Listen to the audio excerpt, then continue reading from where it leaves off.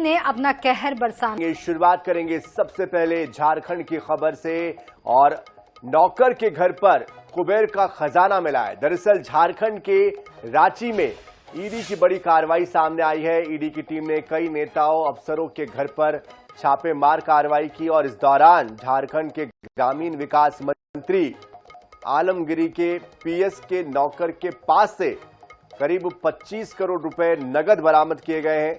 नोटों की गड्डियों का ढेर घर में देखकर जांच एजेंसियों के जो अफसर यहां पहुंचे थे वो खुद हैरत में पड़ गए और अब नोट को गिनने के लिए मशीनें मंगाई गई हैं। नोटों की गड्डियों को गिनने के लिए बताया जा रहा है कि कार्रवाई के तार ग्रामीण विकास विभाग के निलंबित चीफ इंजीनियर वीरेंद्र राम से जुड़े हुए हैं और एजेंसी ने मनी लॉन्ड्रिंग के मामले में वीरेंद्र को पिछले साल फरवरी में ही गिरफ्तार किया था।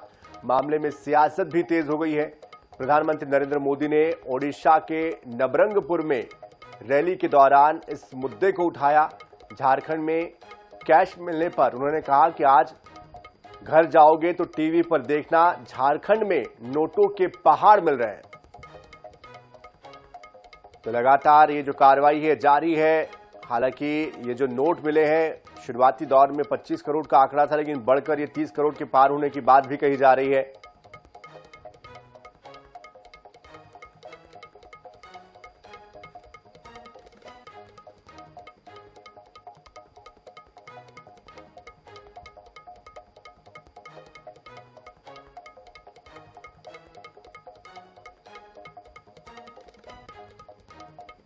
आपने देखा होगा, अभी घर जाओगे तो टीवी में देखना, आज यहां पड़ोस में झारखंड में नोटों के पहाड़ मिल रहे हैं। नोटों के पहाड़, लोगों का चोरी किया माल पकड़ रहा है मोदी वहां। अब मुझे बताइए, मैं चोरी बंद कर दूं, इनकी कमाई बंद कर दूं, इनकी लूट बंद कर दूं, तो मोदी को गाली देंगे कि नहीं देंगे? देंगे कि नहीं देंगे? लेकिन गाली खा करके मुझे काम करना चाहिए कि नहीं करना चाहिए? आप मुझे बताइए। मुझे आपकी पाई पाई बचानी चाहिए कि नहीं बचानी चाहिए? आपके हक का पैसा बचाना चाहिए कि नहीं बचाना चाहिए? और इसलिए मोदी ने जनधन खातों, आधार और मोबाइल की ऐसी त्रिशक्ति बनाई कि गरीबों का पैसा लूटना बंद हो गया। अब घर बनाने का पैसा सीधा आपके खाते में, गैस का पैसा सीधा आपके खाते में, मनरेगा का पैसा सीधा आपके खाते में, किसान सम्मान निधि का पैसा सीधा आपके खाते में। यानी सबको लाभ, सीधा लाभ, कोई भेदभाव नहीं। और ये मोदी की गारंटी है। से पीएम मोदी ने तंज कसा है, उसके बाद अब इस मामले में सियासी बयानबाजी का दौर भी शुरू हो चुका है। इधर झारखंड के रांची में ईडी की ये बड़ी कार्रवाई है और इस कार्रवाई को लेकर अब हर जगह बात हो रही है। झारखंड के ग्रामीण विकास मंत्री आलमगिरी के पीएस के नौकर के पास से, यानी कि जो मंत्री है उनके जो पीएस है उनके भी नौकर के घर पर, यानी कि ये तीसरा कनेक्शन निकलता है जहां पर ये कार्रवाई की गई है। 9 ठिकानों पर कार्रवाई हुई है। 25 करोड़ से ज्यादा। और इस बीच हमारे साथ मनीष राज जी, वरिष्ठ पत्रकार, जुड़ चुके हैं। मनीष राज जी, जिस तरह से ग्रामीण विकास मंत्री आलमगिरी के पीएस के नौकर के पास से 25 करोड़ से ज्यादा नगद बरामद हुए हैं, इस पूरे मामले को चुनाव के वक्त ये जो छापेमार कार्रवाई हुई है इसको कैसे देखा जाना चाहिए? इसके क्या मायने हैं? कितनी बड़ी ये कार्रवाई है और कितने लोग इसमें और शामिल हो सकते हैं?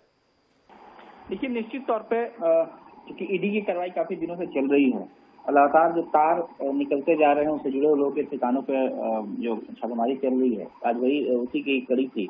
आज सुबह से ही छापेमारी चली है और निश्चित तौर पे जिनके घर से मिला है वो भले ही आदेशपाल है, नौकर के काम उनके यहाँ एक हेल्पिंग एड की तरह काम करते थे, लेकिन पीए और फिर पीए एक मंत्री के पीए और आलमगीर साहब का एक अपना रुतबा है, अपनी शख्सियत है और खास करके संथाल परगना में और चूंकि अल्पसंख्यक कोटे से आते हैं और उनकी एक अपनी छवि है, हालांकि चर्चा ये भी था कि लोकसभा गोड्डा लोकसभा क्षेत्र से उन्हें भी टिकट की बात चल रही थी प्रत्याशी बनाने के लिए, इन्होंने पीछे हाथ कर दिया।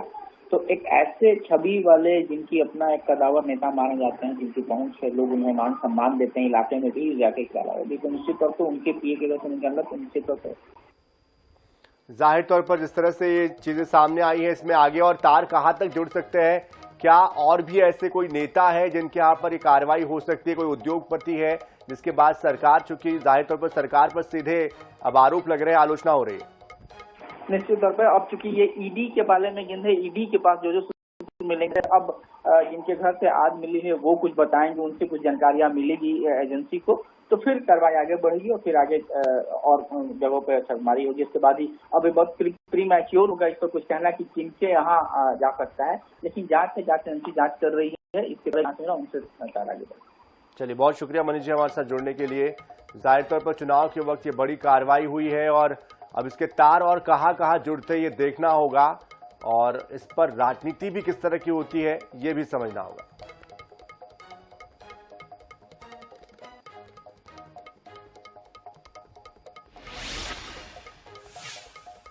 और 5 का पंच में अगली खबर है 400 पार राहुल का पलटवार। जी हां, दरअसल बीजेपी का नारा है 400 पार का, लेकिन इस पूरे नारे को